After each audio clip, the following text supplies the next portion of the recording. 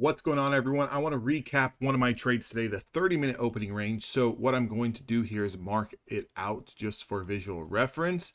That is your 30-minute opening range high today. Now, 30-minute range breakdowns don't always work each and every single day. Just depends on the way you're taking it. Some traders like to jump into the move as soon as we break price. Some traders like to see price get broken and then confirmed. Other traders like to see a break and retest. So there's multiple different ways to trade it.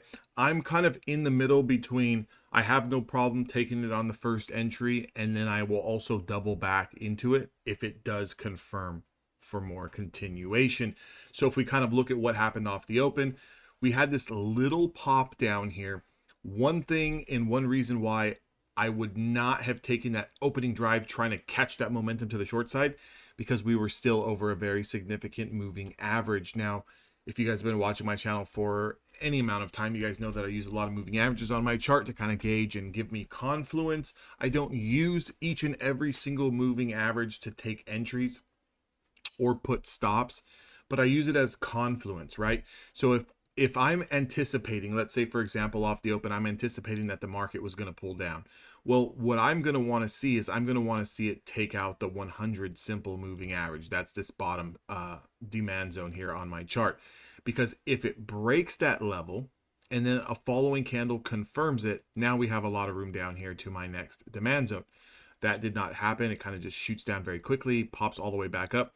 It does set up a nice opening drive to the long side. The opening drive trades are just catching momentum through previous swing highs or lows of pre-market. And if you kind of look at this previous swing high from pre-market, 24,806, first 5-minute candle shoots up to 836. Now it sets up a 20 SMA trade. That 20 SMA trade, if you were to get in over 836, it only goes up to 841 and then starts to pull back and pull back very, very aggressively, 100-point pullback. So I can see how someone could have gotten trapped here on this initial 20 SMA to the long side.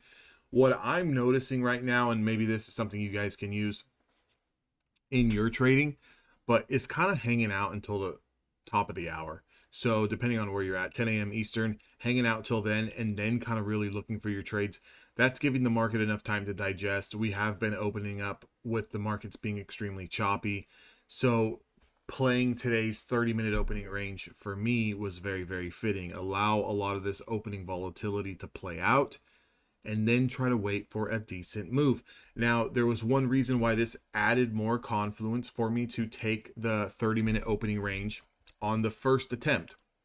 So when I mean first attempt, that means the first candle that breaks through that 30-minute high.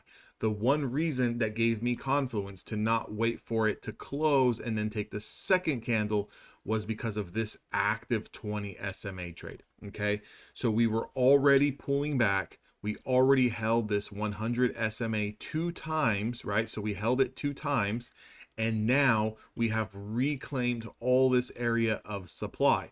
And in that area of supply, you have things like the 200 SMA, the 50 SMA, the 20 SMA, the 10, the 5.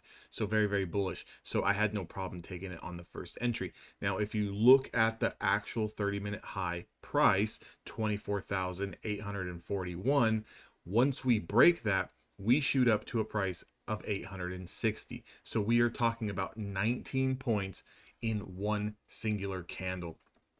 And today I was playing a little bit more size because I'm trying to take less trades. So anytime I'm trying to take less trades, I know that in order to kind of hit my marks so I can log in a profitable day, especially with the prop firms, I'm going to need to put on just a touch more size so that dollar amount is fitting so I can walk away.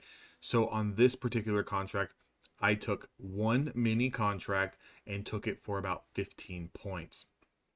With that being said, now that frees up a lot of opportunity here to kind of slow down and not overtrade because we've built up a nice profit. Now, remember what I said about I might double back into trades? Well, if the momentum is strong and I can see that, hey, we're holding a power trend, which for me, the power trend is a 5 simple moving average. If we're holding a power trend and we break through a specific level and it closes above it, if there's a confirmation there, I might go at it again. So I double back into it, took the initial 15 points here on this initial spike and then doubled back into it with a little bit smaller size 5 micros, and you can see that this candle pushes up to 24,883 from an entry price of that 860. So again, another 20 plus points here.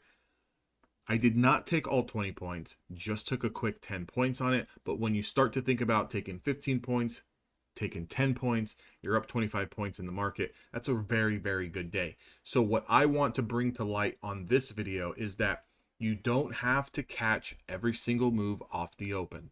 In fact, you can just wait for and use some confluence off of the hourly chart. I love using the hourly chart. If I was to show you guys what the hourly chart looked like and why I also had a lot of confidence taking that, I'll pull up the hourly chart here. And if you notice, if you notice the first hourly candle, right? So this is the market open candle here. It's got an equal wick relatively same size equal wick to the downside to the top side. So market off the open was basically saying, hey, if we reject the highs and start to push down, there's going to be opportunity to the downside. However, if we push down and then confirm, we have a lot of room here to our next macro supply on the 1 hour time frame, which is your linear regression. So again, if you were to mark out this price here, that's sitting right at 24,844. So anything over 844 was a long. Again, power trending, holding the 5, 10, 20-day moving averages, all bullish. You want to be looking for those buy opportunities into that linear regression. Guys, I hope you enjoyed this video. If you guys need some evaluations, all of my affiliate codes, my discount codes, my links are down in the description box below. All I ask is that you give me a thumbs up on this video so YouTube pushes it out to more traders. Highly appreciate it. We need the likes around here. Make sure you're hitting the like button on your way out. I will catch all of you guys on the next video.